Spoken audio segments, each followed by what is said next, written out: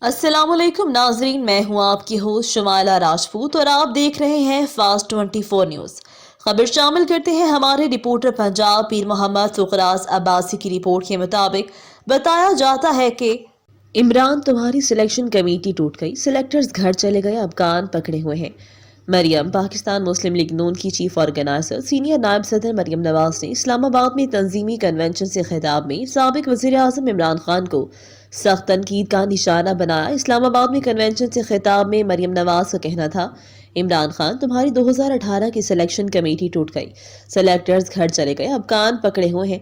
उन्होंने कहा, तुम्हें सेलेक्ट करने वाले आज मान रहे हैं कि इमरान का घर जाना जरूरी था, वो मुल्क के लिए खतरा बन गया था। जिस खतरे का आपको आज पता चला है वो नून लीग को 2018 में ही पता चल गया था। उनका कहना था कि कल स्टैब्लिशमेंट को कह रहा था कि ताली के लिए मैंने तो हाथ बढ़ाया है, दूसरा हाथ नहीं मिल रहा। उसको रोना धोना इसलिए है कि उसको ताली बजाने के लिए दूसरा हाथ नहीं मिल रहा। लीगी सीनियर नायब सदर का कहना कि इलेक्शन से सिलेक्शन वाले डरते हैं, मुस्लिम लीग नून नहीं। इलेक्शन से वो डरता है जो सिलेक्ट होकर आया था। मुस्लिम लीग नून इलेक्शन की तैयारी कर चुकी है। बुजुर्गों की तरह छुप कर जमान पार्क में बैठे हो तो नून लीग मैदान में है। हमने हारने के लिए नहीं, जीतने के लिए मैदान में उतरना है।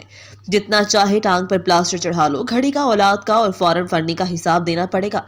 मरियम नवाज ने साबिक चीफ जस्टिस साकिब निसार पर भी नाम लिया बगैर तनकीद कर कहा कि बाबा रहमते, इस कौम का बाबा जहमत बन गया। आज गली गली सदाकत और इमानत के पोल खुल रहे हैं। ये थी हमारी आज की खबर। मजीद ऐसी खबरें देखने के लिए देखते रहें हमारा चैनल फास्ट 24 न्यूज़। अपनी होस्ट शुमाइला राजपूत को दीजिए इजाजत। अल्लाह निगहबान।